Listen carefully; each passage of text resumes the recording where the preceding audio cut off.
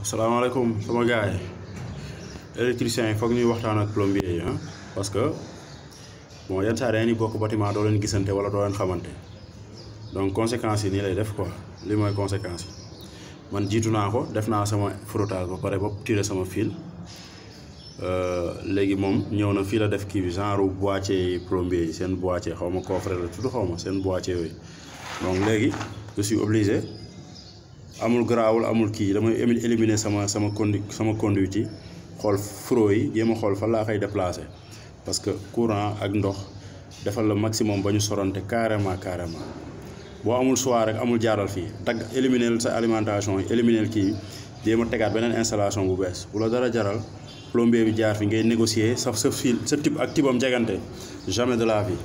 waaw parce que fil yi bu yàggee fro yi bu yàggee mun na am jàpp quoi am jàpp fii am fuite seen dugg